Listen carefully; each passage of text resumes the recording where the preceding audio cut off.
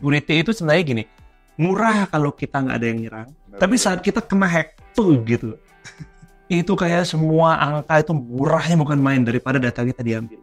Kita sering banget, jangan kan aplikasi pemerintah, aplikasi kita di handphone nih, berapa sering sih kita baca term and conditionnya? Iya benar, langsung di skip, setujui. Ya, skip, setujui. Paling aku tebas sih, ada airdropnya nggak nanti main aja.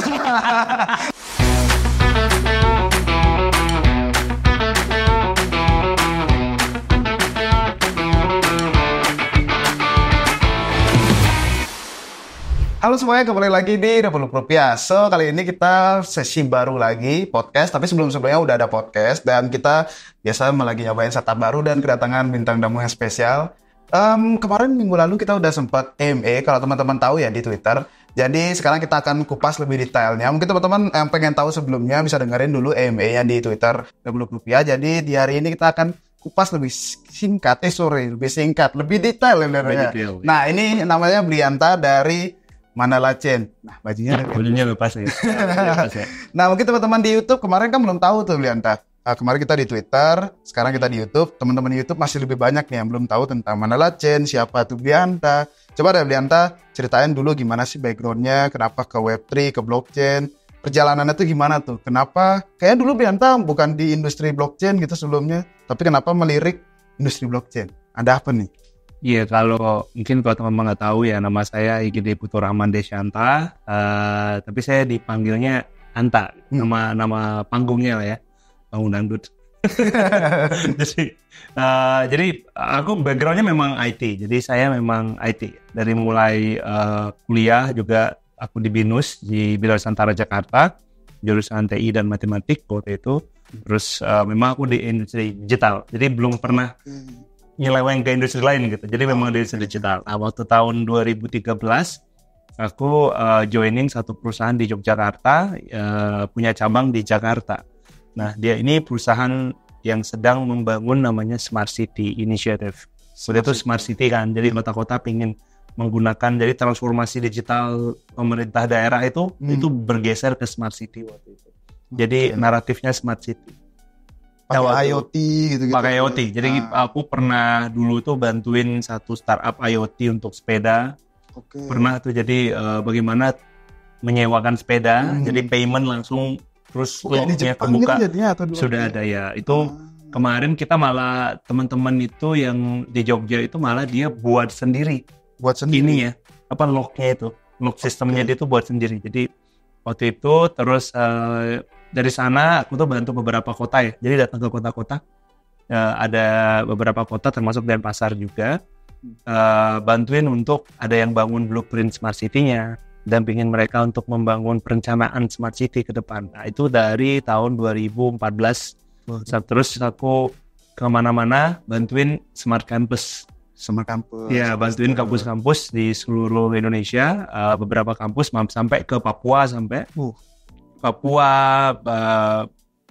Kupang itu sampai ke NTT, semuanya libas, Kalimantan libas itu semua. Jadi memang tugasku kan aku BD dari coding, aku lepas coding, akhirnya aku fokus pada business development dan business analyst. Nah, dari sana tahun 2017 aku pertama kali dengar yang namanya blockchain itu 2017. Tapi kalau Bitcoin itu dari kuliah sudah kedengar.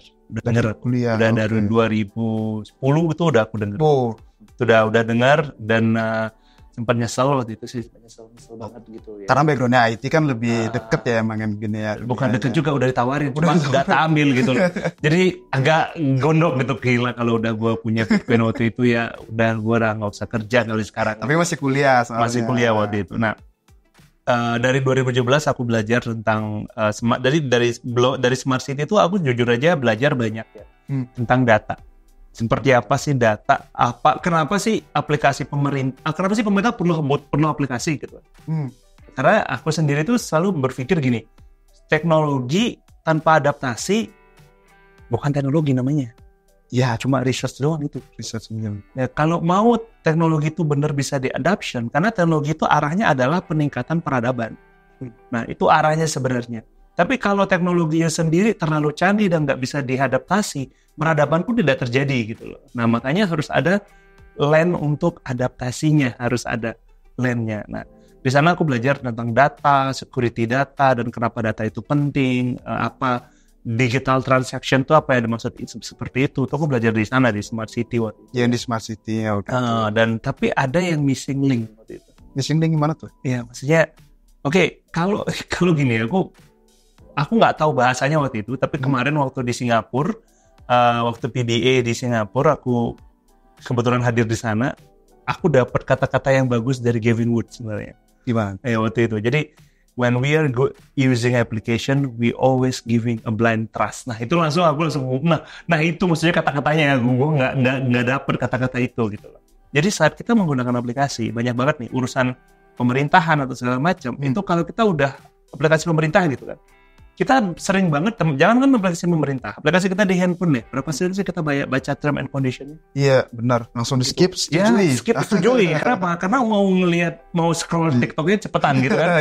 Nah jadi ini ya sebenarnya jadi hal yang sangat penting kita mengetahui bahwa saat zamannya dulu Web 2, kita giving a blind trust to service provider. Jadi siapa yang bikin aplikasi itu? Apakah mereka salah? Enggak. Cuma mereka juga ada keterbatasan tentang pertama dari ilmunya sendiri, mungkin belum nyampe sana. Yang kedua pendanaan, karena security is expensive. Nah, security itu sebenarnya gini, murah kalau kita nggak ada yang nyerang, murah deh. Maksudnya, ini kita nggak ada yang nyerang gitu kan, nggak ada yang nge-hack, nggak ada apapun ya. Security mah nggak perlu lah gue security, murah banget gitu. Mahal kayaknya mau 15 juta pun per hari itu mahal security gitu. Tapi saat kita kena hack tuh gitu, itu kayak semua angka itu murahnya bukan main daripada data kita diambil gitu. Nah ini yang sebenarnya aku bilang nggak salah mereka juga. Jadi ada beberapa hal. Nah inilah kenapa waktu aku belajar blockchain, ini dia missing link-nya gitu. Missing link-nya adalah service provider, harusnya service provider, bukan data custody, bukan data owner. Data owner-nya adalah kita gitu kan. Mereka cuma data custody gitu. Nah kalau data custody, mereka pun harus punya batasan. Bisa nggak mereka jagain batasannya? Gimana kalau merekanya nggak bisa jagain batasan, terus aplikasinya melakukan malfunction? Gimana kita? Data kita apa yang terjadi gitu loh. Ini yang sebenarnya jadi poin kita. Agak susahnya, aku mikir, wah ini blockchain jadi solusi. Nah, tahun 2017 lah aku belajar tentang blockchain, belajar tentang tokenisasi. Akhirnya 2018 aku bikin startup pertama, namanya Satu Bata waktu itu. Satu Bata. Jadi fraction property investment. Oh iya, Bata. Reward asset ya. Reward asset. Waktu itu aku nggak tahu nama reward asset. Belum. Aku teman-temanan baru-baru ini dengar kata reward asset kan itu baru ya, reward termnya. Nah, itu aku pakai NFT dulu. Waktu itu pun nggak ada nama term NFT gitu, namanya unique coin gitu kan. Unique coin. Nah, akhirnya jalan tapi sayangnya harus kita matikan. Karena masalahnya regulasinya ternyata kita dimasukkan ke dalam crowdfunding. Nah, crowdfunding itu regulasinya panjang dan butuh deposit yang cukup besar, miliaran gitu. Miliaran deposit ya. Kita startup dari mana gitu. Saya jual ginjal gitu kan nggak mungkin gitu. Akhirnya kita tutupin dulu lah gitu. Tutup dulu dan kita fokus waktu itu saya research lebih dalam lagi tentang blockchain adoption. Itu waktu tahun tutupnya? Itu tutupnya tahun 2019. Nah, terus 2019 aku belajar udah nyantol. Aku masuk ke S2, udah tuh master degree. 2019 aku mulai S2, itu researchku blockchain adoption.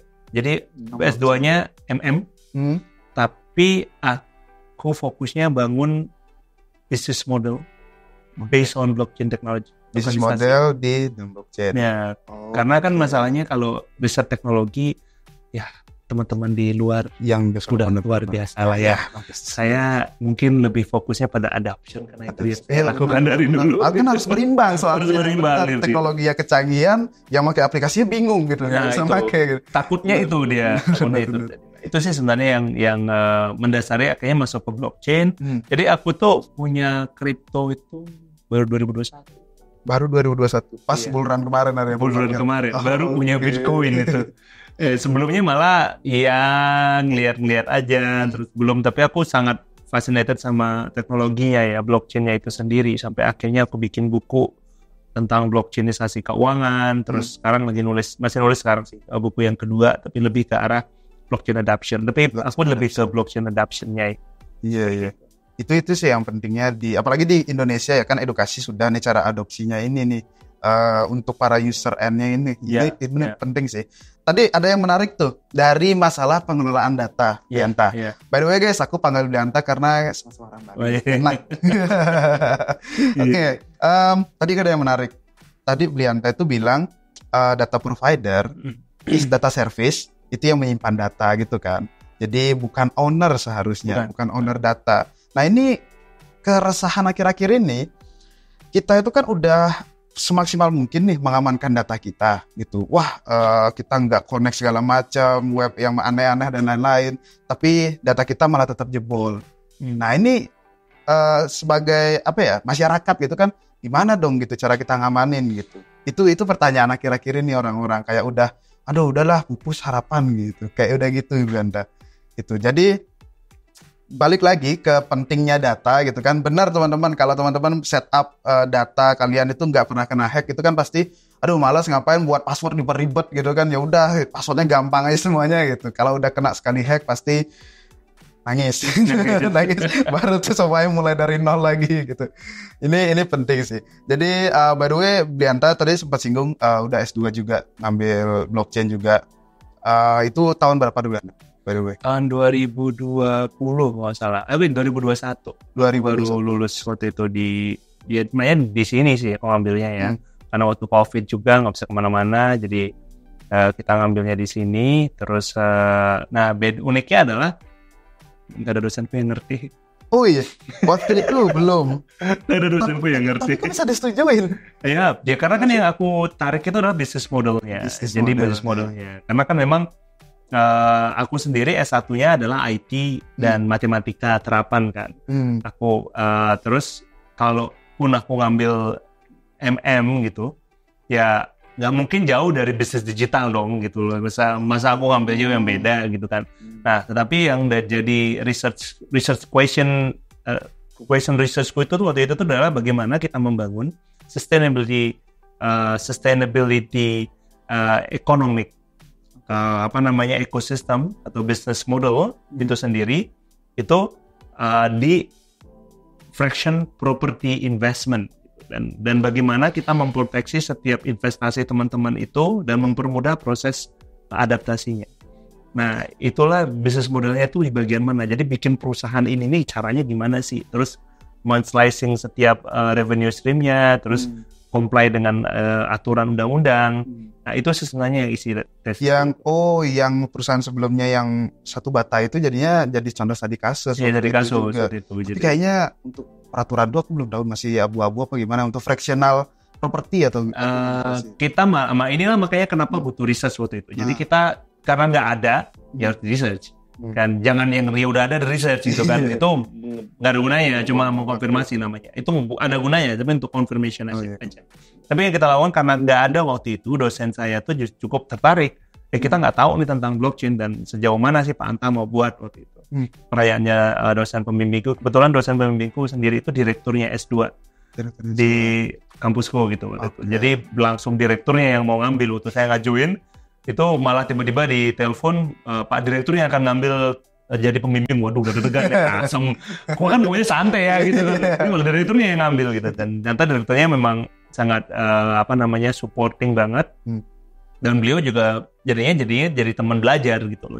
Ya cukup unik sih, profesor tapi sangat down to earth. Terus beliau mau belajar sama kita gitu. Jadi saya amazed lah sama emang hobinya belajar, ada something unik langsung wah ini tertariknya. Betul. Nah itulah yang kita lihat bahwa memang kalau aku tuh lebih fokusnya di bagian sananya ya, researchnya. Dan waktu itu sih kita kayaknya salah satu itu pertama deh blockchain tesis pertama di Bali kayaknya. Di Bali waktu itu. Ya waktu itu. Nah, aku sampai ngecek kemana-mana belum ada referensi. Untuk S2-nya lagi. S2. Terus yang rumitnya itu waktu nyari jurnal. Nggak bisa masuk Scopus. Karena sumber resources referensinya itu semua white paper yang tidak ada urusan ke jurnal ilmiahnya. Itu yang rumit. Sekarang lebih mudah, sekarang lebih banyak banget sekarang jurnalnya. Aku tiap hari ya jadi kebiasaan ya sekarang baca jurnal blockchain adoption tiap hari sih. Nah itu banyak sekali sekarang. Dulu mah bener ya kalau source-nya dari white paper tuh gimana di sini? Nggak bisa masuk Scopus. Nggak bisa masuk ya? Bisa masuk Scopus. Iya, agak susah ya. Aku belum ketemu modelnya ya. Sekarang sih memang sama dengan sekarang lagi sama teman-teman di Sikom itu lagi sedang bahas. Jadi aku kemarin sempat mengajukan di Bali sendiri gitu loh. Karena Bali kan sudah fokus ke blockchain ya. Kenapa nggak kampus-kampusnya itu bikin the center of excellence untuk blockchain adoption? Jadi jangan ngomongin blockchainnya, tapi ngomongin adoptionnya kemana? Dari bisnisnya, dari packagingnya, jadi usage-nya. Jadi misalnya kalau Undiknas itu fokus di misalnya karena mereka adalah kampus bisnis gitu. Kenapa nggak center of excellence blockchain adoption for commerce gitu misalnya kan? Seru kan, ada profesor ya di sana. Undiknas ada loh satu profesor yang research-nya blockchain. Udah masuk Scopus lagi. Kebetulan salah satu teman diskusi dulu waktu bikin tesis. Nah itu terus ada lagi di Stikom itu misalnya Center of Infrastructure gitu. Sebenarnya itu jauh lebih worth it ya daripada kalau kita ngomongin tentang research-nya teman-teman di komunitas itu jauh lebih dalam untuk teknologinya ya. Jadi sekarang ke adoption-nya ya siapa tahu dari research itu malah jadi perusahaan beneran atau apa kan, kenapa tidak gitu. Benar. Ini suatu gap yang sering kita temui sih. Khususnya di event ya. Kalau di event ngomongin teknologi gitu, apalagi jangankan di event deh, kita live lagi deh gitu ngomongin teknologi, pasti nggak semua mudeng gitu kan. Pasti bener sih tadi itu Stikom dipisah, mungkin di infrastruktur ya lebih ke teknologinya. Kampus-kampus bisnis bisa pelajarin blockchain tapi untuk adoptionnya diimplementasikan ke bisnis. Betul. Soalnya kan kalau sekarang bisnis tradisional yang dulu itu kan kadang bertanya kan, emang kita butuh blockchain gitu kan? Betul. Nah, emang nggak semua guys, nggak semua kamu lihat ya, nggak semua bisnis mungkin gitu. Kalau untuk yang masih kecil-kecil UMKM gitu kan, ya masa mau diribetkan dengan hal-hal seperti itu. Mungkin masih kayak gitulah mikirnya. Emang kita butuh gitu kan. Nah disinilah pentingnya tadi itu yang dalam hal adoption bisnisnya. Nah ini yang unik ya, maksudku gini. Kalau kita ngomongin tentang blockchain maksimalis, ya semua harus blockchain kan. Nah kalau aku maksimalis, cuma aku saja nggak tahu ya ngomongnya ya maksimalis progresif atau apa, mungkin nggak tahu lah ya. Aku tuh ingin semuanya blockchain. Iya. Semuanya blockchain. Kenapa? Karena sampai saat ini yang saya percaya adalah data security dan data protection itu kayaknya blockchain itu jauh lebih kuat. Ya, dan giving back again the control to people itu blockchain kuat. Masalah blockchain itu ada dua sebenarnya. Yang masalah berduanya pertama adalah interface-nya ke kita tuh rumit gitu loh. Maksudnya harus begini, harus begitu. Terus nggak bisa disimpelin. Bisa disimpelin itu. Sudah kita buktikan, kita bisa nyimpelin itu di Mandala Chain. Nah, terus yang kedua itu masalah business is how to making money.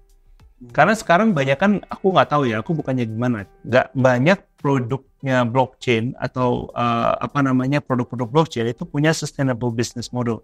Nggak banyak. Palingan ya bikin token, habis itu udah nge-hype tokennya, habis itu hilang, hilang. Itu good untuk data, untuk komoditi. Tetapi blockchain sendiri itu jangan cuma dilihat dari kriptonya gitu. Jadi ada bisnis lain yang blockchain punya gitu.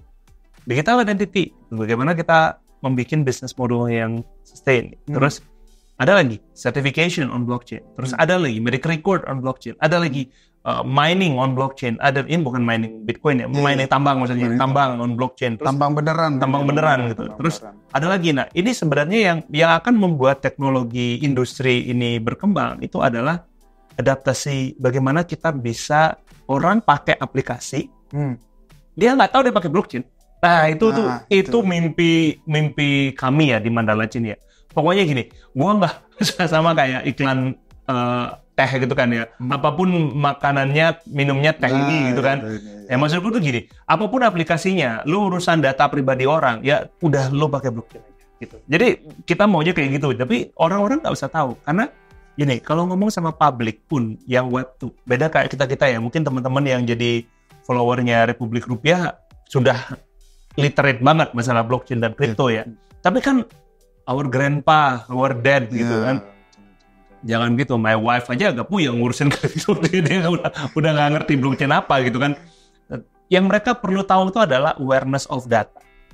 Oke. Awareness of data itu. Jadi data itu penting untuk kita proteksi. Data seperti apa gitu. Kalau kita tidak bisa melindungi data kayak kemarin tadi baru bilang kan, udah hopeless nih gue. Kira-kira mau pakai digital nggak? Lebih mikir 2 kali biasanya. Itu dia. Kalau nggak make, ya gimana mau kerja nggak bisa gitu. Nah, jadi sekarang itu jadinya masalahnya kita ngomongin we freedom in digital, gitu. Borderless. Tapi ternyata kita punya border. Bordernya apa? Trust kita. Gue terpaksa gitu loh istilahnya. Gue terpaksa pakai aplikasi ini karena gue harus kerja. Nah terus gue harus jadi rugi kita banyak loh. Gitu sebagai personal users ya. Makanya kenapa kita bikin teman-teman tuh aware gitu loh. Maksudnya lo hati-hati kalau pakai data, hati-hati lo sharing datanya. Terus gak perlu tahu blockchain, yang penting tahu ini dulu. Karena yang tahu blockchain developer harusnya. Nah kita baru datang ke Web2 developer nih. Misalnya nih kayak tadi UMKM gak usah pakai blockchain. UMKM pakai blockchain. Pakai blockchain. Tapi dia gak usah tahu dia pakai blockchain. Caranya di mana? POS-nya. Point of sales. Point of sales-nya yang dilempati blockchain-nya ada di sana di dalamnya, transaksinya aman, terus setiap ada ini dia lebih resilient. Nah, terus si UMKM-nya punya namanya ID UMKM, dia bisa naruh dia misalnya menghasilkan produk gitu misalnya ya, produknya didaftarkan di blockchain menjadi sertifikat hak ciptanya dia. Dia kan harus tahu itu blockchain, bro. Iya, dia nggak perlu belajar apa itu blockchain dan nah, yang penting pakai sama kayak kita ya anggaplah lampu ini ya gitu loh. Memang ya bro, hidupin lampu mikir ini gimana aja lampu ini masuknya. Gimana sih partikel-partikel kuantum listrik itu bisa bikin ini lampu. Kenapa bisa menyala? Nah, sorry bro, hidup kita lebih rumit dari itu. Ini biarinlah di rumit itu udah di sana. Jadi yang kita tahu ya hidupin lampu, cek manfaatnya, terang. Nyala gitu. Karena ada listrik. Oh ya udah simpel itu. Tapi kalau kita memang electrician, ya harus tahu kita dalamnya. Sama kayak ini juga. Public nggak usah tahu blockchain tuh gimana cara kerjanya. Ya kalau mereka pengen tahu, good. Ada Republik Rupiah kan. Tapi kalau mereka nggak pengen tahu, masa dipaksa orang harus tahu? Adanya rumit saja, gitu kalau bahasa Indonesia kan rumit banget loh gitu kan. Nah, riwah gitu apa sih gitu. Jadi yang kita pingin itu teman-teman nggak usah tahu tentang blockchain itu sendiri. Tapi kalian harus tahu bahwa blockchain sampai sekarang blockchain itu safe. Jadi kalau blockchain itu ada 4 sisi nih yang membuat core principle blockchain kalau yang saya pelajari ya. Yang pertama itu data security, data safety, data integrity, sama data availability. Ya, karena dia mekanismenya adalah decentralized computing. Jadi decentralized ledger, dia ini data availability-nya itu lebih kuat sebenarnya. Jadi satu node aja hidup kita masih bisa akses data kita gitu sebenarnya kan. Transaksi kita masih kita bisa lakukan di blockchain. Satu aja node. Tapi kalau misalnya decentralized, ini kan agak rumit bahasanya. Nah, integrity-nya pun jadi hal yang berbeda. Ada dua hal lagi. Data itu harus punya integrity, untampered lah, dia beneran-bener dari kita. Terus orang tidak bisa mengatakan, itu bukan gue, itu yang lakuin. Itu kan non-repudiation ya, maksudnya udah jelas-jelas lo yang transfer, terus bilang, bukan gue kok transfer, gue ini. Itu sign lo yang nge-sign. Nah, itu sering banget terjadi di digital, dia bisa manipulatif. Terus data safety-nya, terus data security. Nah, ini ya sebenarnya blockchain sampai sekarang, blockchain menurut saya pribadi nih ya, is the solution. Solutionnya itu. Cuma, is it adaptable? Nah, itu pertanyaan berikut. How to? Itu sekarang. Sebenarnya bahasanya di teman-teman ya, kita kan kalau di Mandala Chain itu teknologinya ada gitu kan ya. Tapi pertanyaan kita yang paling gede itu adalah how people use it. Itu sih PR. Itu PR. Sudah. Tapi dari permasalahan ada solusi. Ada solusi. Nah dari sanalah kita memikirkan solusinya, bagaimana kita membangun ekosistem kita. Kenapa sih Mandala Chain sekarang banyak kan ngomongin enterprise, banyak ngomongin government. Kenapa sih Mandala Chain kok udah carinya startup selain Web3 native, kok juga masukin ke Web 2 ya gitu, kayak Join lah, kayak Get Hotel Rewards lah yang udah masuk ke Mandala Chain. Kenapa gitu?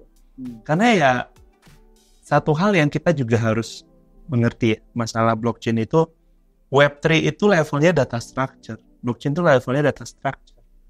Sedangkan Web 2 itu levelnya data user interfaces. Oke.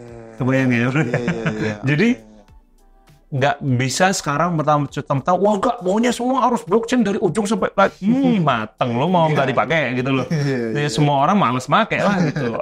Karena orang harus, kenapa sih gue harus punya ini, kenapa sih seatnya harus gue pegang, kenapa sih gitu. Kita udah coba bro, udah 3 tahunan kita udah jelasin ke orang itu, dan itu rumit.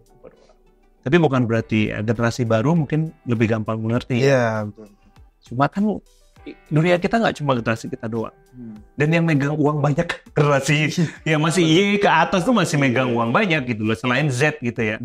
Tapi kan ini yang harus kita sadari bahwa prinsip kita bangun aplikasi dan adoption aplikasinya adalah KISS.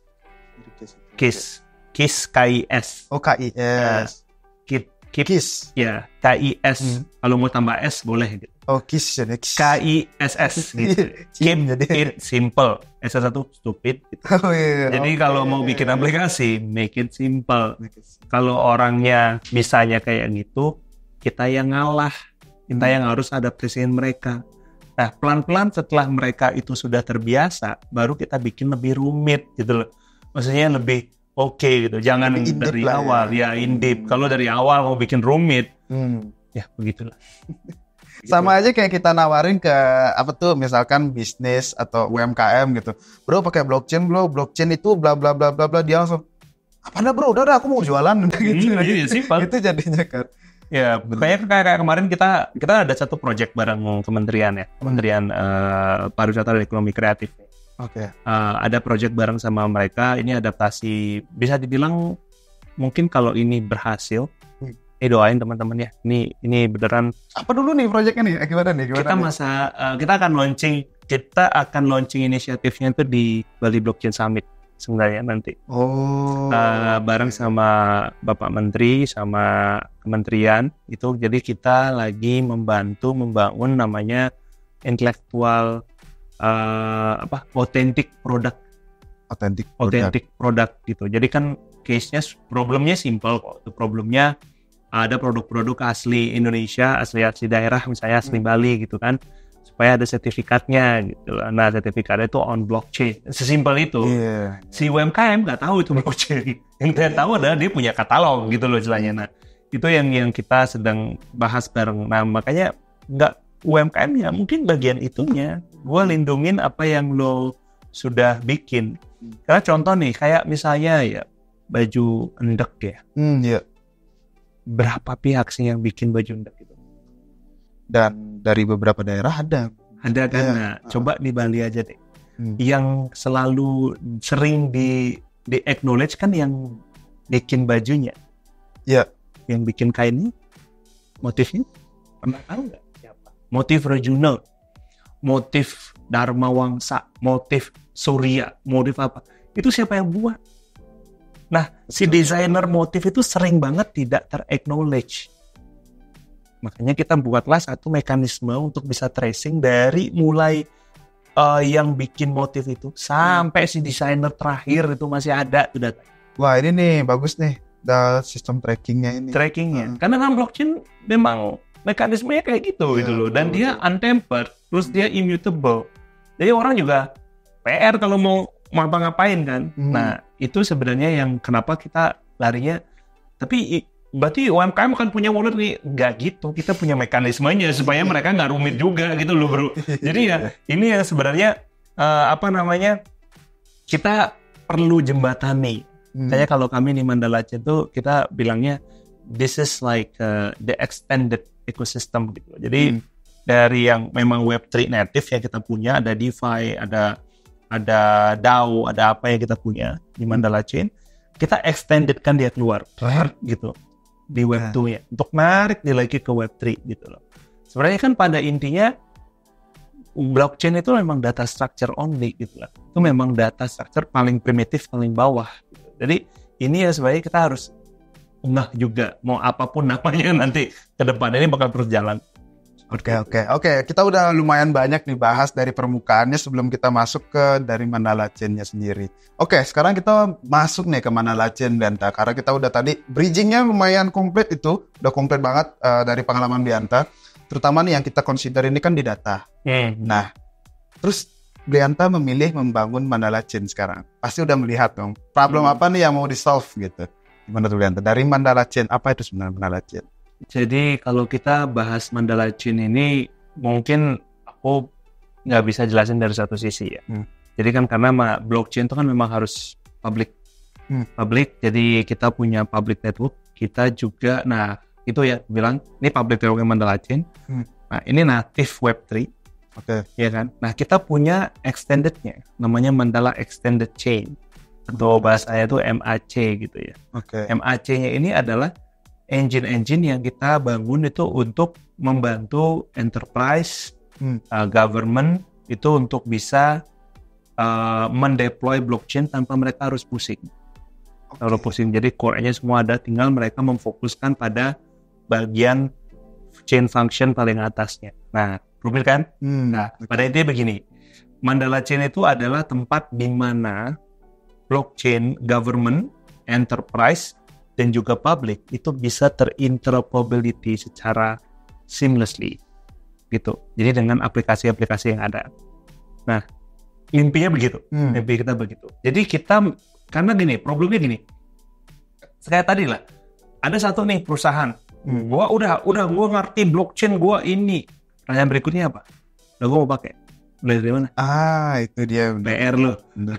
Masa harus build lagi sendiri? Iya, build lagi sendiri. Terus habis itu sudah sampai di build. Aduh, rumit ya. Ini akhirnya ujung-ujungnya udah nggak mau lagi gitu. Nah, yang kita bangun itu adalah sebuah jadi kita pakai core-nya dari Polkadot, dari Substrate. Kita pakai Substrate, tapi kita tweak sedikit kayak dia EVM compatible. Kita juga lagi bangun interoperability dengan beberapa chain yang lain juga.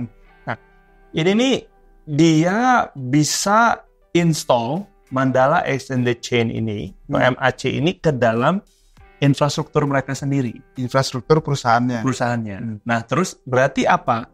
Core teknologi paling bawahnya udah install semua. Apa yang mereka perlu tambahkan yaitu bagian atasnya. Apa itu? Paletnya untuk functionnya, servicesnya. Nah, itu yang mereka tinggal install di atasnya. Tapi datanya udah blockchain. Nah, blockchain-nya itu mereka bisa bangun private kah? Mereka mau private, saya private aja. Satu kantor saya misalnya, atau public besar gitu. Saya mau decentralized tapi di antara saya aja ya. No problem, yang penting decentralized kan gitu kan. Yang penting datanya udah ada di sana gitu. Dan strukturnya blockchain dengan advanced cryptography sama nature desentralisasinya. Nah, terus kayak pemerintah, kayak kemarin kita datang ke beberapa pemerintah itu, kenapa mereka juga tidak mau pakai blockchain terlalu gimana? Karena mereka butuh private blockchain gitu loh. Nah, tetapi setiap blok yang kebangun dalam private MAC ini akan dilindungi akan juga ke-record di Mandala Chain utamanya. Ya, tetapi nggak bisa di-track back ke bawah belakang. Nggak bisa. Jadi satu way aja. One way. Jadi dia yang ngecek, dia gini. Tapi dari utamanya mau balik lagi ke yang mana di blok ini punya siapa tuh nggak bisa. Harus pakai kunci yang paling di MAC-nya sendiri. Di MAC-nya langsung. Nah, terus karena kita juga para chain Polkadot, jadi kita juga ke-secure di Polkadot. Gitu. Jadi fokus kami memang adalah melindungi data, membangun ekosistem di sana. Terus kita juga pinginnya gini, ke depan tuh gini. Ini kan teman-teman startup juga kan banyak banget nih. Ya kan? Mereka mau bangun aplikasi apapun segala macam. Terkadang solusi yang ditawarkan startup itu malah bagus gitu dan bisa dipakai ke enterprise. Nah, itulah kenapa MAC nanti juga akan bisa bantu dia. Oh, ini bagus aplikasinya, dia bisa pindah langsung ke MAC-nya sih semua perusahaan ini. Gitu. Jadi permainannya ya kayak nanti ke depan harapan kita ya ini ada kayak Google Play gitu di tempat kita, mungkin namanya Mandala Play apalah gitu kan. Nah itu malah bisa enterprise tuh pakai aplikasi dari sana. Nah itu aplikasinya sudah ada di Mandala Chain. Dari startup gitu. Jadi ya idealnya kayak gitu sih kita pingin. Jadi kayak ada marketplace aplikasi desentralisasi yang memang bisa digunakan oleh enterprise. Sesimpel gini deh, kemarin tuh kita sempat datang ke ini buat teman-teman nih kalau yang developer ya, ide yang paling simpel adalah, ini bukan hal baru ya di Web3. Enterprise butuh apa? Email. Iya. Bikin decentralized email dong. Jadi kita tawarkan ke enterprise. Semua butuh ID. Digital. Itu lagi satu. Itu udah ada ID chain. Kita kan satu layer 2 kita ada namanya ID chain. Okay. Itu memang struktur untuk identitas. Nah, terus apalagi yang butuh? Komunikasi dalam perusahaan. Masa pakai WhatsApp? Iya, benar. How to protect it? Diskusinya kita ngomongin tentang hal-hal yang private gitu misalnya kan tentang perusahaan itu, internal perusahaan. Ini kan penting buat perusahaan. Betul. Itu yang kedua kita perlukan juga. Kalau pakai pihak ketiga itu kan emang agak ragu ya kan. Pihak ketiga soalnya kita harus percaya. Tapi kalau kita pakai blockchain basis, datanya kan ada di blockchainnya mereka, kita cuma nyiapin service doang di atasnya. Nah dia tinggal bermain di service dan service udah kita tahu data kita dipakai buat apa. Nah terus uniknya lagi adalah jika message ini kita kirim ke Yudi gitu misalnya, Yudi cuma bisa baca cuma Yudi doang gitu, harus signing. Dan penyedia layanan tadi, maksudnya Mandala Chain pun nggak bisa juga. Nggak bisa juga ya. Sekarang makanya ini kayak gini nih dua nih kita lagi nyari nih aplikasi atau startup yang memang bergerak, karena kami nggak mau urusan kami ini bukan Web3 native ya, maksudnya yang Web2 gitu, yang udah jalan udah bagus gitu, yuk saya inject engine ini gitu lah. I see. Nah terus tonton lagi yang lainnya kayak UMKM ya, point of sales. Oke. Ya siapa? Terus yang kemarin yang kita baru dan dengan join itu kan, join itu core banking koperasi simpan pinjam di Indonesia. 137 kalau nggak salah koperasi yang sudah menggunakan aplikasi mereka. Oke. Nah, mereka itu sekarang sedang mempersiapkan sama Mandala Chain. Itu kita sama Baleola dan Mandala Chain. Baleola itu kayak parity-nya Mandala Chain. Kayak technical arm-nya Mandala Chain. Jadi, kita lagi bangun bagaimana kita bisa memblockchainisasi koperasi. Jadi setiap transaksi, jadi mereka Web2-nya kan udah beres. Mereka kan sudah selesai, maksudnya sudah proven. Nah tinggal kami masukkan di data structure di paling bawah. Nah itu kita mekanismenya pakai API basis. Nah jadi kita berusaha semudah mungkin untuk onboarding. Makanya kita bilang Web2 itu pasti banyak yang sudah pakai. Nah gimana caranya kita onboarding user itu masuk ke blockchain?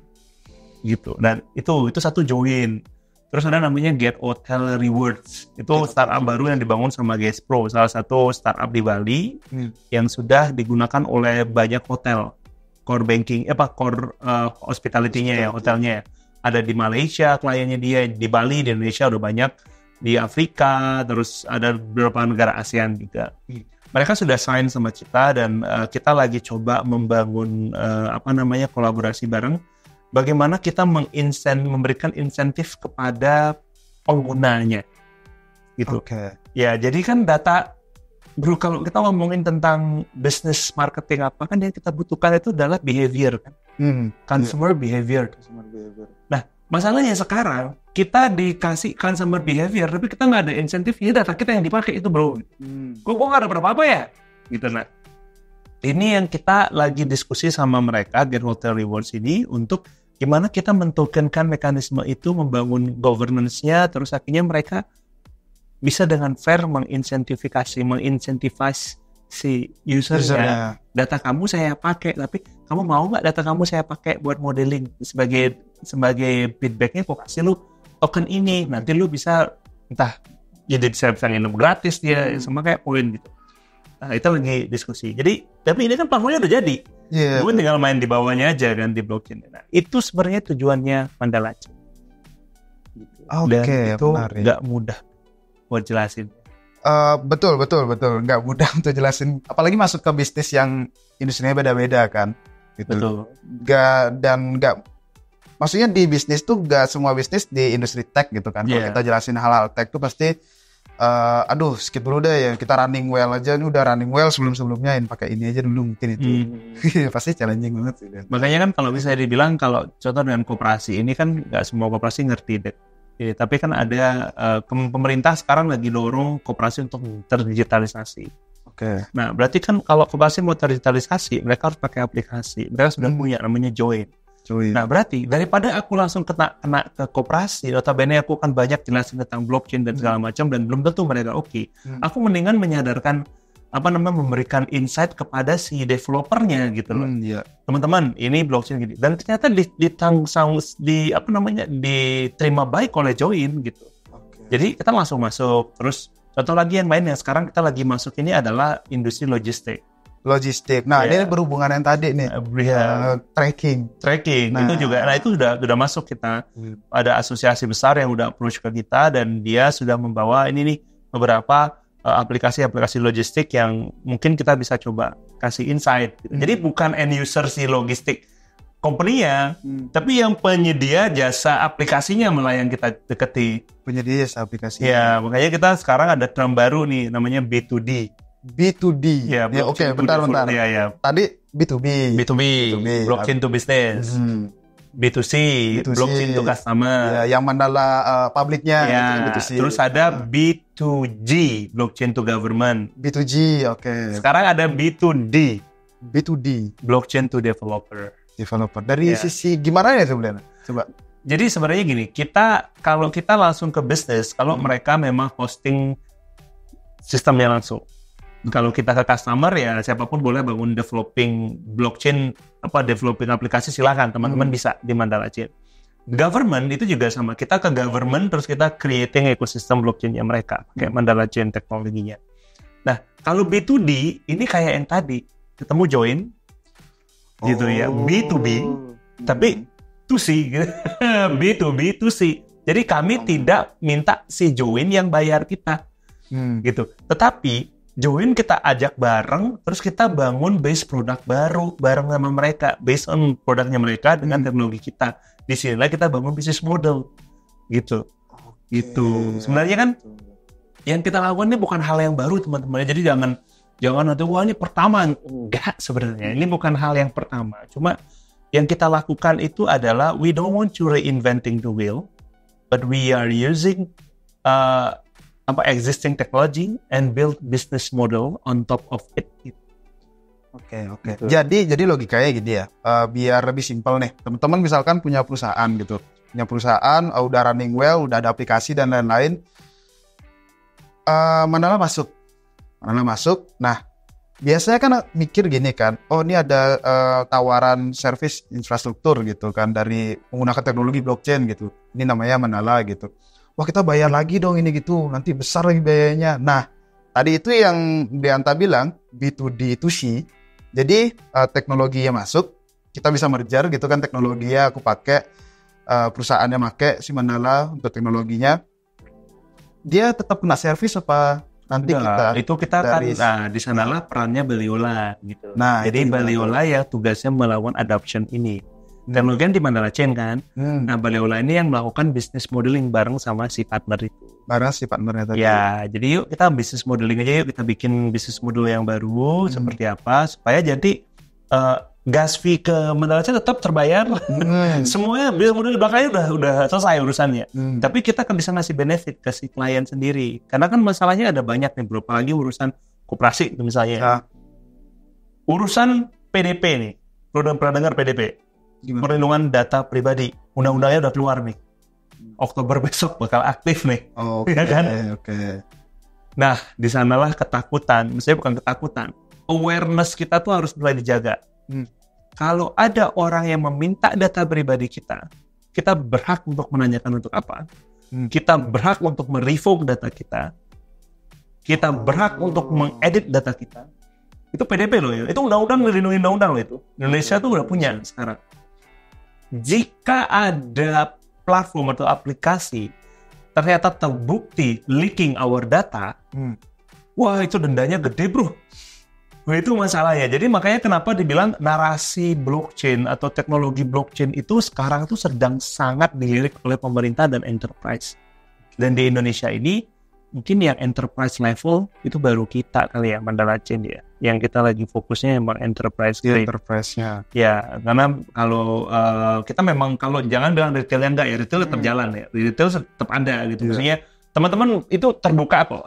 Kita juga ada ekosistem testnetnya, kita juga ada semuanya. Teman-teman bisa coba mau build on top of our technology, itu nggak ada masalah gitu, no problem kita. Mau buat DeFi, aplikasi DeFi, mau bikin apapun itu kita ada kok gitu. Cuma dari sisi kami ada sisi enterprise-nya. Nah ini juga ada urusan sama bisnis model kita sebenarnya. Di bisnis modelnya Mandala Chain itu tidak hanya urusan gas fee. Oke. Gitu. Jadi gas fee itu satu sisi. Sisi yang lain tuh kita ada namanya license fee. License fee. Ya, license fee untuk penggunaan Mandala extended chain-nya. Dimana itu akan masuk ke treasury-nya Mandala Chain. Oke. Jadi biar semuanya treasury kita tetap terisi gitu loh, jangan. Jadi sustain jadinya. Itu sih yang kita kemarin tuh memang risetnya how to make this karena yang kita lakukan itu kami tidak hanya fokus di industri kripto ya, bro. Tapi aku di kita bangun industri namanya industri blockchain gitu. Yeah. Jadi jangan disamakan. Industri kripto satu sisi, industri blockchain ini beda lagi gitu loh. Sama kayak industri AI gitu kan. Sebenarnya kita tuh pairingnya sama industri AI, industri blockchain, industri IoT gitu. Nah industri kripto ini kan ke finance larinya. Nah itu agak bedanya di sana. Menarik.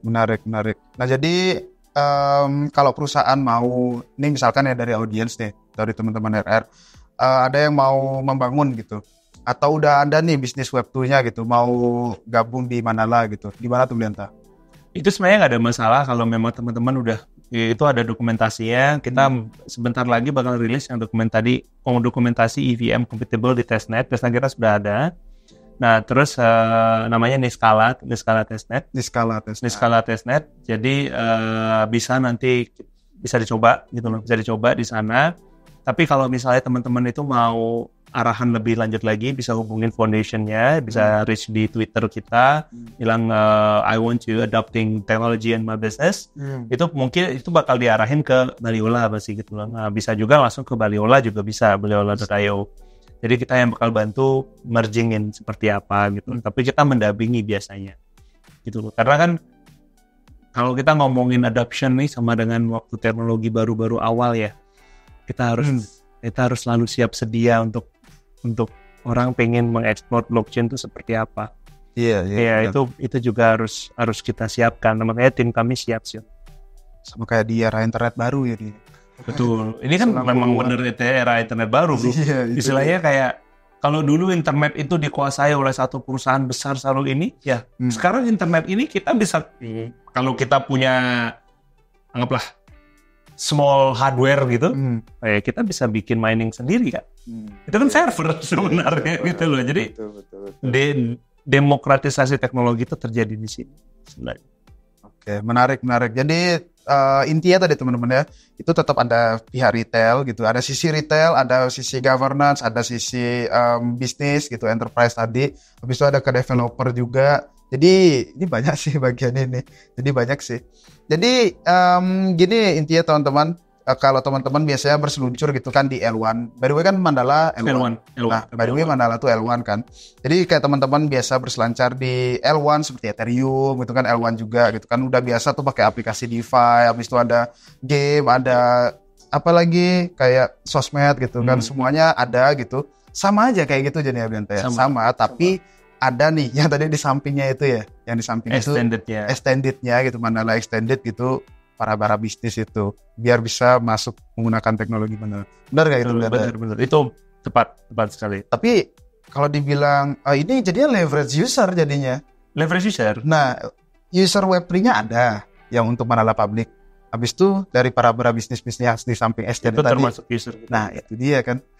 Itu kenapa kita kan selalu naratifnya we are onboarding million users gitu kan. Itu memang maksudnya we have a plan to doing it gitu. Jadi nggak cuma serta-merta cuma urusan di sini ini di ekosistem Mandala Chain utama, network utama kita tuh seperti apa. Nggak itu doang. Jadi kita juga bangun network yang akan nanti menggunakan adopsi teknologi kita gitu. Oke. Nah ini kita ulik lagi nih Blianta. Aku pengen tahu lagi. Tadi kayak Blianta belum belum bilang semua deh mungkin ya dari adopsi. Kerjasamanya lagi gitu. Tadi kayak baru sekilas mungkin itu. Nah apalagi nih Blianta? Ada banyak sih ya. Jadi kalau masalah kerjasama itu kita sekarang ongoing ya. Jadi kerjaan memang kami ini kan Mandala Chain itu kan di-handle sama 3 entity ya. Di-govern oleh 3 entity. Yang pertama itu foundation yang memastikan kayak treasury-nya, governance, blockchain governance-nya, terus token governance itu ada di si Mandala Foundation. Nah, kalau Baliola itu tech arm dan juga kita sisi bisnisnya. Nah, kita PT kalau di Bali. Di Indonesia itu kita PT blockchain. Memang nggak ada KBLI, kita PT blockchain. Karena memang government enterprise itu kan dia agak susah dia signing agreement gitu kan, kontraknya kayak apa gitu kan. Nah, kita yang lakuin itu. Nah, terus ada namanya Republic Labs juga kan. Republic itu fokus di urusan researching-nya, research untuk teknologi, market, terus juga melakukan marketing juga, dan itu marketing arm kita. Nah, ini kita bertiga itu bareng-bareng nyari use cases gitu loh. Kalau kita urusannya B2C itu pasti ke Republic Labs biasanya. Tapi kalau B2B, B2G gitu, nah itu ke Baliola. B2D pun ke Baliola gitu loh. Seperti itu. Nah, ini yang sebenarnya kita terus jalanin. Nah, bersama kita ada beberapa kementerian yang sekarang lagi drafting MOU sama kita. Terus ada juga dari beberapa industri yang kemarin itu logistik lagi diskusi sama kita. Ya, logistik di Indonesia lagi sedang transformation gila-gilaan dan justru menarik ini. Maksudnya teknologi yang kita sudah percaya sampai kita beli koinnya kan gitu kan ya, ternyata bisa digunakan untuk membangun peradaban baru industri tersebut gitu loh. Terus yang berikutnya adalah pertambangan. Ini sedang juga kita lagi diskusi panjang lebar. Pertambangan real tambang, bukan tambang Bitcoin ya, teman-teman ya, bukan ya. Jadi ini real tambang ya, nikel, emas, batu bara gitu-gitu. Dan ini di Indonesia lagi. Itu banyak banget. Jujur aja Indonesia itu. Terus yang lainnya lagi yang kita juga bahas masalah tentang ketahanan. Iya, ternyata satu hal yang kita penting dari kasus yang ada di semua ini, Indonesia sekarang itu kalau saya bilang di dunia itu sekarang ada satu sisi yang kaitannya lebih strategik dari yang lainnya gitu. Namanya sisi digital. Jadi Indonesia tuh harus membangun namanya ketahanan digital. Digital resilient. Itu harus ada. Karena ini menyangkut tentang ideologi juga. Nah, kita kan ideologi kita Pancasila kan ya. Ya. Terus gimana kita bisa yakin bahwa apa yang dilihat kita di sosial media atau dimanapun itu memang ideologi kita. Jangan-jangan malah memasukkan ideologi orang lain atau negara lain. Dan akhirnya siapa yang dirugikan? Generasi Z yang kena. Targetnya generasi Z, generasi Alpha, generasi millennials. Targetnya, karena pengguna sosial media. Untuk apa? Perubahan ideologi. Kalau ideologi kita brainstorming dan segala macam. Kalau ini sampai masalah, nah masa depan Indonesia sudah ketahuan kok. Indonesia Emas 2045 itu tidak terjadi. Oh iya, ke generasi sebelumnya dampaknya. Kenanya ke sana gitu. Jadi makanya penting banget blockchain dulu yang diutamakan gitu. Makanya banyak beberapa kementerian juga kita ajak diskusi, termasuk dari yang memang mengurusi ketahanan nasional ya. Itu. Terus ada lagi ketahanan pangan. Nah, pernah kebayang nggak kalau blockchain digunakan, kelangkaan beras itu nggak terjadi loh. Kelangkaan beras nggak terjadi ke blockchain. Kita tahu kan? Kita tahu kan kalau blockchain kan dari mulai dia ditanam, habis itu dicatat di blockchain, habis itu kita tahu kan petani ini hasilin berapa kilo, berapa ton. Nah, terus supply chain-nya jalan kan, ketahuan dong mentoknya di mana nih, siapa yang nambun ini nih beras ini satu. Nah itu, jadi memang blockchain pun bisa membangun namanya ketahanan pangan. Gitu. Jadi kita tahu jadi realnya seperti apa, karena untempered kan. Lu nggak bisa ngapa-ngapain tuh blockchain tuh gitu.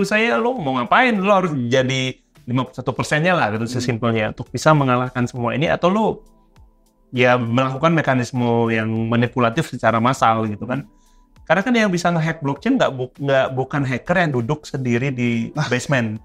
Harus satu perusahaan hacker gitu harus bisa gitu. Nah, ini yang sebenarnya kita lihat, kita narasikan kepada pemerintah itu baru ketahanan pangan.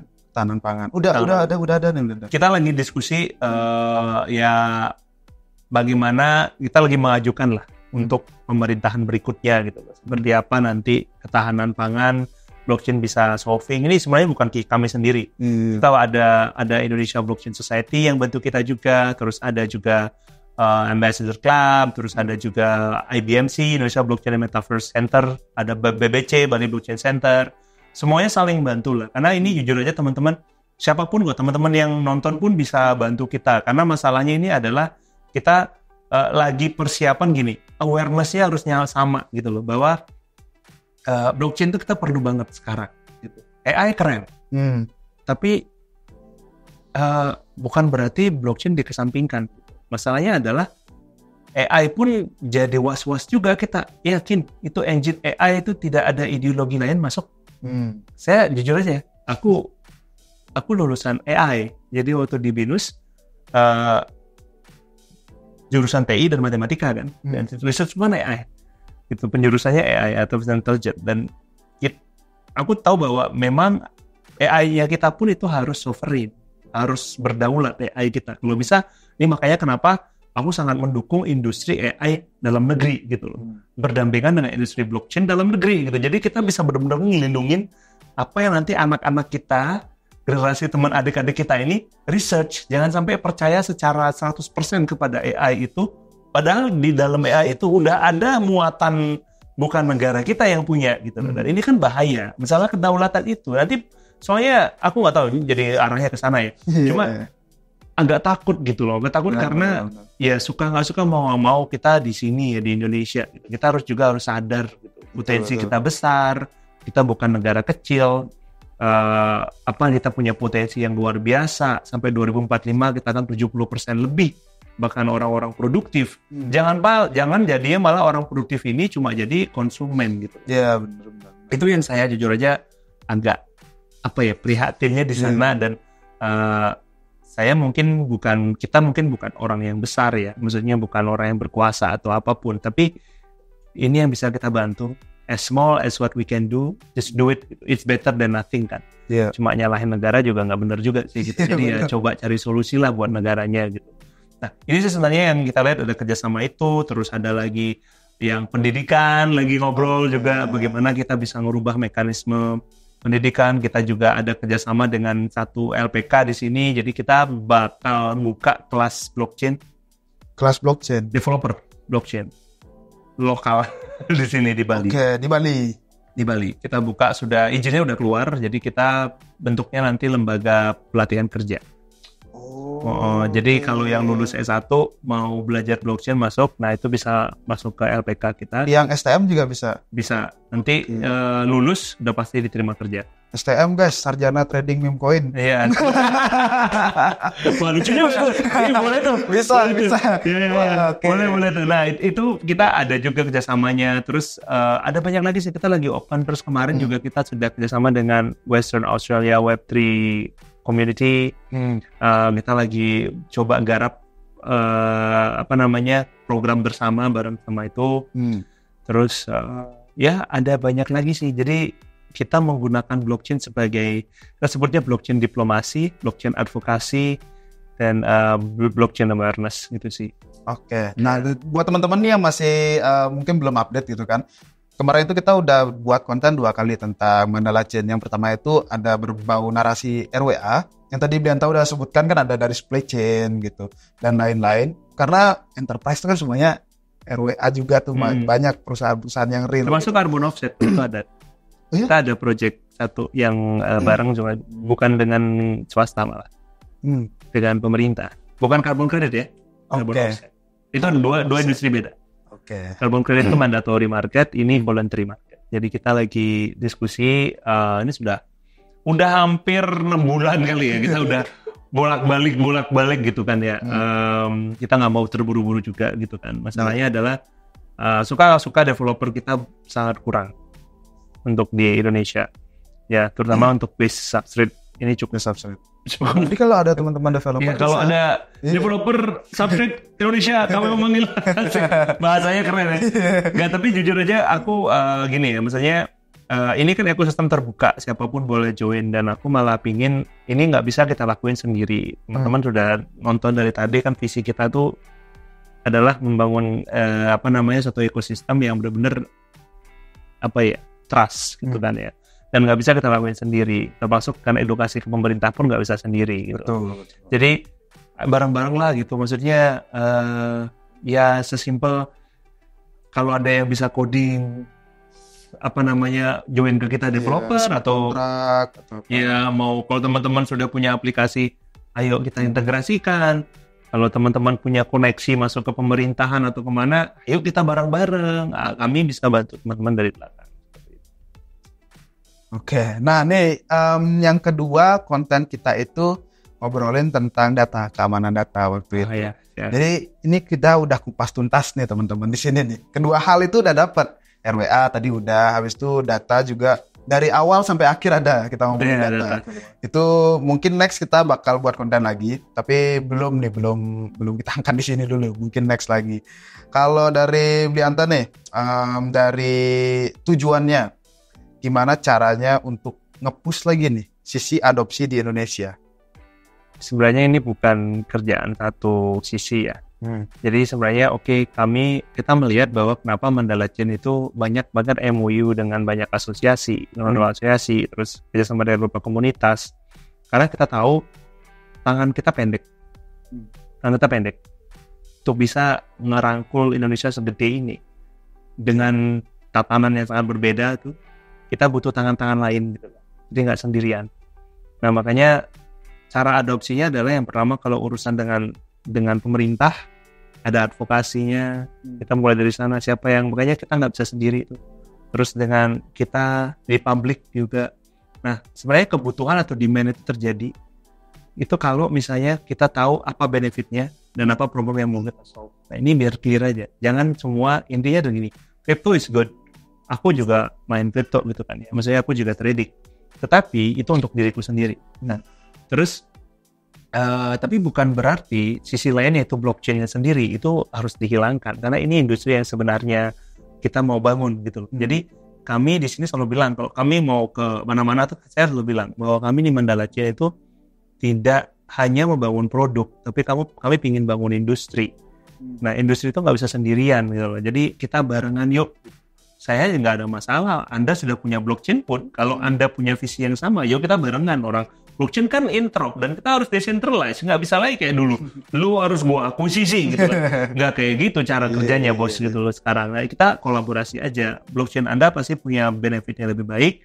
Blockchain saya juga pasti ada benefit. Yuk kita kolaborasi aja bagian mananya. Karena there is no one blockchain for everything. Gitu loh. Kita juga belum tentu bisa lakuin semua sendirian. Makanya ini kami untuk menaikkan adopsinya itu memang kerjasama kolaborasi itu kunci ya. Maksudnya nggak bisa lewat dari itu bro. Ini zaman blockchain, ini bukan zamannya dulu lagi gitu loh. Itu yang bedanya. Menarik. Kalau ngomongin industri ya teman-teman, kadang kita tuh masih keliru gitu kan. Industri apa? Industri blockchain, industri kripto, industri web3 gitu-gitu kan. Kalau kita kadang bilang di mana kerja gitu, di industri blockchain, kripto gitu, baru orang paham itu kan kadang-kadang masih ya gitulah guys. Jadi kita lebih segmented ya kalau Blianta tadi bilang kan membangun industri blockchain. Gitu. Jadi itu sih yang teman-teman harus pahami bahwa di kripto itu ada industri gitu di belakangnya itu aja. Jadi biar nggak salah tangkap gitu kan. Aku pengen ke industri blockchain, trading meme coin gitu kan. Bukan kayak gitu. Itu industri kripto. Nah, itu beda gitu. Jadi banyak bisnis-bisnis yang teman-teman bisa ulik gitu kan. Tadi Blianta udah sampaikan, apalagi bisa integrasi juga ke Mandala gitu dari sisi infrastrukturnya. Nah, jadi kita ngomongin roadmap selanjutnya nih. Mandala. Siap. Nah, ini nih yang ditunggu-tunggu nih. Sekarang kita record di tanggal 2 Agustus ya. 2 Agustus mungkin. Kita ada di awal Agustus. Apa selanjutnya nih? Dan sekarang di fase mana? Oke, kalau Mandala Chain sendiri kita sekarang lagi fase mulai testnet itu sudah kita launch, sudah ada, dan testnetnya udah dari akhir tahun lalu sudah keluar. Oke. Cuma kita migrasikan ke Parachain karena kita sudah masuk ke Parachainnya Polkadot kan. Terus kedepannya lagi kita akan ada Bali Blockchain Summit 20 Agustus besok. Ini yang kedua. Kalau teman-teman mungkin nonton setelah tahun 2024, ya nanti tunggu aja 2019 sampai 2025, 2026, 2026, 2027, 2028 kan ada terus setiap tahun. Okay. Terus kita juga bentar lagi bakal launching mainnetnya. Oke. Mungkin di Q4 ini. Q4 ini mainnetnya, dan juga TGI dari token kita namanya Kepeng itu kita mau rilis juga. Oke, teman-teman siap-siap join aja di Discord kita, join di Telegram, nah join di Twitter untuk dapat informasi seterusnya gitu. Karena memang ada banyak hal yang kita pingin share ke teman-teman gitu. Tapi karena kita ada urusan sama enterprise, sekarang kita bersikap kayak stealth gitu, karena ya memang ini partner kita nggak boleh di-expose bro. Jadi artinya masih banyak dong. Masih banyak. Yang belum kita expose keluar itu memang masih ada beberapa lah ya. Tapi yang sekarang yang teman-teman yang udah lihat di apa yang kita udah lakukan itu sudah ada sih di website kita, terus di Twitter kita. Nah itu sih yang kita roadmap kita, dan harapan kita nanti tanggal tahun depan juga kita akan rilis testnet yang lain, jadi ada layer 2 juga yang bakal ngeluarin testnetnya. Oke, ada layer 2-nya, itu ada beberapa layer 2 yang ID rilis. Yang ID chain. Terus ada lagi layer 2, beda lagi. Ada lagi. Ada tapi belum boleh aku. Oke. Jadi mohon maaf teman-teman, nggak bisa terlalu open banget karena ada beberapa kita harus locking agreement soalnya ya, disclosure agreement. Tapi yang teman-teman harus tahu bahwa kami di Mandala Chain itu we are focused on blockchain adoption. We are focused on how to creating the industry. Teman-teman yang memang pengen belajar jadi developer, kita nanti akan ada sekolah yang akan kita buka, dan akan ada open RAS program juga. Gratis kan? Itu kita open RAS itu ada yang gratis, ada yang bayar. Oke. Tergantung kalau self-paced itu gratis. Tapi kalau yang diajarin itu bayar lah. Saya gurunya bayar. Nah, terus yang satu lagi yang Mandala yang bagian developer course-nya itu dapat sertifikatnya itu. Nah, itu nanti kita semoga tidak miss ya teman-teman ya. Di akhir tahun ini kita akan rilis kelas pertama. Dan itu bakal ada beasiswa. Ada beasiswa. Offline atau online? Dia hybrid. Ada ya? offline-nya, ada online-nya gitu. Jadi ada yang harus ke sini, ada yang bisa dari luar nanti seminggu gitu di Bali gitu untuk beresin itu semua. Sisanya gitu. Kampus sekarang sih banyak. Iya, jadi lulus itu sudah dengan grade tertentu, ya itu sudah pasti diterima kerja. Bisa di Mandala langsung kan? Iya, itu terlalu kan. Tapi beasiswa yang dikasih itu nggak cuma dari kita ya, bukan dari Mandala Chain doang. Jadi ada beberapa instansi pemerintah juga sudah sign agreement sama kita untuk memberikan beasiswa. Full beasiswa. Tapi tipenya ini ya bro, beasiswanya tipenya reverse. Ya. Reverse-nya adalah Anda harus dapat nilai bagus baru beasiswanya cair gitu. Karena masalahnya adalah kita harus karena itu langsung diterima kerja. Kerja. Karena emang kalau di Web3 pun itu banyak banget kekurangan developer kan. Iya, banyak banget guys. Nih kalau teman-teman mungkin ya ada beberapa orang gitu yang idenya liar gitu kan. Idenya kaya akan ide gitu kan. Kalau mau membangun gimana?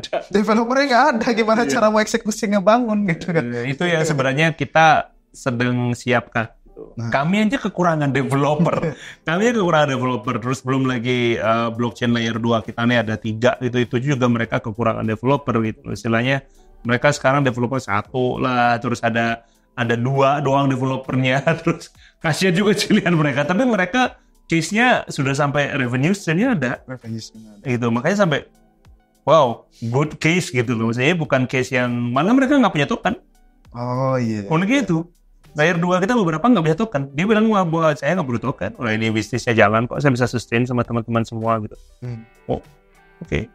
Good case gitu. Yeah. Jadi agak uniknya di sana gitu loh. Karena emang nggak semua project ya benar-benar butuh token gitu. Malah mereka mau pakai token kita.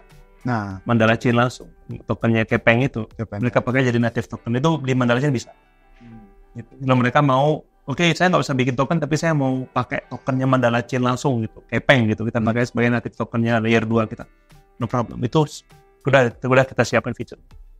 Oke, nice. Artinya udah ada yang berjalan ya. Layer 2-nya udah ada yang berjalan juga. Ini guys, by the way penting banget buat kalian yang tertarik gitu kan, apa masih di developer Web2 gitu. Di Web3 itu banyak banget peluangnya guys. Apalagi masa-masa menuju bull market gini kan. Semua hype itu terbangun lagi dan semua project mulai bermunculan. itu banyak banget demand-nya. Itu sih. Betul. Terutama kalian kalau mau yang dekat di Bali gitu misalkan kan, mau ke Bali gitu, masih di Indonesia. Atau remote nggak apa-apa juga.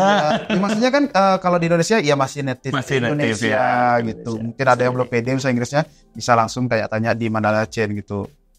Di Brianta masih open locker nggak gitu? Masih bisa. Okay. Banyak okernya. Banyak opennya nih. Tuh. Soalnya kan mau menuju mainnet. Udah mau mainnet yang dipersiapkan. Belum lagi enterprise-nya. Ternyata lebar banget guys. Bukan cuman sekedar yang L1. Ya udah public bangun aplikasi ternyata banyak sayap. Ada extended yang tadi. Itu dia guys, inti dari segala inti di podcast ini ya. Ternyata banyak sampingan extended-nya itu guys, dari B2B-nya. Itu banyak banget. Brianta ada yang mau disampaikan lagi nggak? Teman-teman DRR. Ya, kita mungkin teman-teman, saya bilang terima kasih banget ya buat acara podcastnya keren. Jadi, aku cuma mau bilang sama RR juga nih, teman-teman yang di RR juga, kita fokus untuk bangun adoption. Kita fokus di teknologi ini benar-benar gede banget. Saya aja yakin banget kalau aku selalu bilang sama teman-teman itu, blockchain adalah jalan ninjaku itu. Kalau orang lain blockchain, aku mungkin itu ya jalan ninjaku. Jadi ya kita mau nggak mau apa yang bisa kita lakuin sekarang aja. Terus kita mulai giving awareness karena bullish berikutnya ini mungkin banyak project-project kita udah lihat ya di market, project-project yang good impact malah banyak sekarang rising up terus gitu. Jadi nggak cuma Mandala Chain, ada lagi yang lain itu banyak sekali projectnya, mau di Polkadot, mau di Solana ekosistem, mau di Ethereum, itu banyak banget. Jadi bisa dilihat bahwa trennya nanti ke depan bahwa lebih ke arah adoption. Tapi adoption itu nggak bisa dilakukan kalau kita nggak bareng-bareng bersama, nggak bisa sendirian kita bro. Mungkin itu ya. Jadi kita inviting buat teman-teman, buat developer, pemerintah, advocator, terus mungkin ada influencer yang pengen istilahnya yuk bareng-bareng kita bangun industri yang ini biar sehat blockchain industri itu di Indonesia. Ini itu tadi. Oke. Mungkin dari aku ada pertanyaan dikit nih Anta. Ya. Karena Brianta tadi bilang kan kripto itu untuk personal gitu. Kak Brianta kan jarang nge-share tentang kripto itu. Nggak pernah. Jarang. Aku ketemu aja guys nggak pernah ngomongin kayak gitu guys. Gitu. Pasti kalau ngomongin tentang use case blockchain langsung sikat sampai habis gitu ya saya Brianta kan. Nah Brianta sendiri kalau di kripto lebih ke invest atau trading biasanya? Aku invest. Lebih ke invest long term gitu. Aku masih Bitcoin, Ethereum. Bitcoin. Oke. Pertanyaan yang paling sering ditemui karena ini guys, kan Q4 mainnet katanya guys. Kalian ada apa sih pertanyaannya kira-kira guys? Coba di komen juga. Paling aku tebas sih ada airdropnya nggak nanti mainnet? Oke, segini aja nanti podcastnya. Thank you by the way, Brianta. Thank you. Thank you. Ya, sampai jumpa lagi. Dan see you guys. Cheers.